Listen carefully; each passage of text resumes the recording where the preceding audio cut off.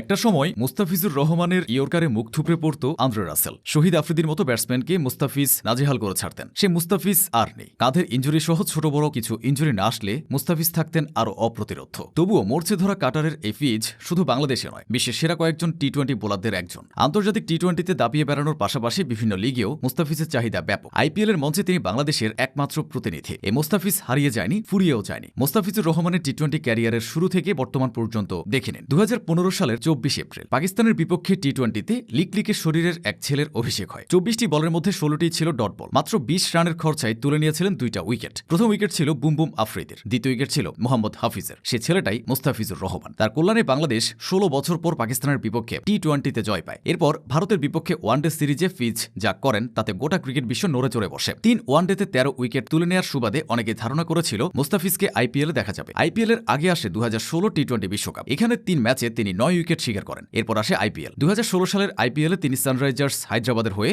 যা যা করেছেন তা পর্যন্ত কোনো বিদেশি বোলার করে দেখাতে পারেননি। অবিশ্বাস্য ইকোনমি আর ডেথ ওভারে ম্যাচ ঘুরিয়ে দেওয়া মুস্তাফিজের প্রতিটি ডেলিভারি বিস্ময়ের জন্ম দিত। 16 ম্যাচে 17 উইকেটের পাশাপাশি তার ইকোনমি ছিল মাত্র 6.90। ফিজের দল চ্যাম্পিয়ন হয়। তিনি হন সেরা উদীয়মান প্লেয়ার। আইপিএলের ইতিহাসে ফিজি একমাত্র বিদেশি প্লেয়ার যে কিনা সেরা উদীয়মান প্লেয়ার হয়েছে। আইপিএলের এমন সাফল্যের পরপরই মুস্তাফিজ সাসেক্সের হয়ে ইংল্যান্ড কাউন্টি খেলতে চান। কপাল পোড়ার শুরুটা এখান থেকে শুরু হয়। ইঞ্জুরিটা ছিল কাঁধের, তাও বাঁ কাঁধের। এরপর অপারেশন করতে হয়। এই ইঞ্জুরির কারণে তিনি প্রায় 6 মাস মাঠের বাইরে ছিলেন। এদিকে ব্যাটাররা ততদিনে তার বোলিং অ্যাকশন এবং কাটা নিয়ে কাটা ছেঁড়া করে সমাধান বের করা শুরু করেন। এরপরে মুস্তাফিজ নিজেকে হারিয়ে খুঁজতে শুরু করেন। তবে পুরোপুরি হারিয়ে যাননি। 2017 সালটা তার জন্য সাদামাটা ছিল। তবে 2018 সালে ফেরার ইঙ্গিত দেন। এরপর আবার ছন্দ হারান। তারপর করোনার হানা। এত ঝঞ্ঝার মধ্যেও মুস্তাফিজুর রহমান নিজেকে টিকিয়ে রেখেছেন। ধার হারানো ফিজও বিশ্বের বিভিন্ন লিগে চষে বেরিয়েছেন। সাকিব আল হাসানকে টপকে আইপিএলের সর্বোচ্চ উইকেট শিকারী হয়েছেন। 60 আইপিএল ম্যাচে তিনি 65 উইকেটের মালিক। 2016 থেকে 2025 আইপিএলের শেষ 10 সিজনে তিনি 8 বারই খেলেছেন। ওয়ার্নার থেকে ধোনি একাধিক ক্যাপ্টেনের আন্ডারে তিনি সফল হয়েছেন। কখনো দলের বোঝা হননি। 2026 আইপিএলের নিলামের চূড়ান্ত তালিকাতেও মুস্তাফিজের নাম আছে। তার ভিত্তিমূল্য 2 কোটি রুপি। তাকে হয়তো কেকেআর এর ডেরায় দেখা যেতে পারে, কেননা কলকাতার হাতে রয়েছে 64.3 কোটির মতো বড় বাজেট। এছাড়া তাদের একাধিক বিদেশি স্লট খালি আছে। 10 বছরের ক্যারিয়ারে এত ইঞ্জুরির পরও মুস্তাফিজের চাহিদা থাকার সবচেয়ে বড় কারণ হলো ডট বলের ক্ষমতা। কাটার মাস্টার থেকে তিনি হয়েছেন ডট মাস্টার। টি-20 যেহেতু 4 ছক্কার খেলা, এখানে প্রতিটি ডট বল বেশ কাজে দেয়। মুস্তাফিজ আন্তর্জাতিক টি-20তে সবচেয়ে বেশি ডট বল আদায় করা বোলার। 126টি টি-20তে তিনি 158 উইকেটের মালিক, যা তৃতীয় সর্বোচ্চ। উপরে আছেন শুধু টিম সাউদি ও রশিদ খান। মুস্তাফিজের ইকোনমি রেট 7.28 পেসার হিসেবে, যা দুর্দান্ত। 2026 টি-20 বিশ্বকাপ খুব বেশি দূরে নেই। মুস্তাফিজকে ঘিরে বাংলাদেশের আলাদা পরিকল্পনা থাকবে। ডেথ ওভারে রান আটকাতে ফিজের বিকল্প তিনি নিজেই।